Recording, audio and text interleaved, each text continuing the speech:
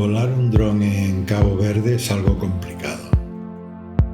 El viento suele soplar a una media de 33 km/h y no para ni de día ni de noche en todas las islas.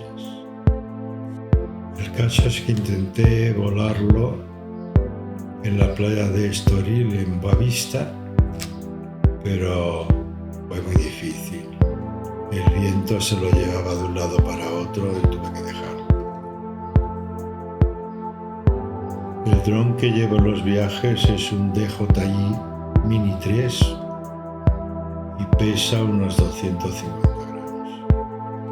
Es muy fácil de usar, pero con dicho viento no podía fiarme mucho. Así que lo volé un par de veces en la playa de Estoril y eso fue todo. No quise perderlo.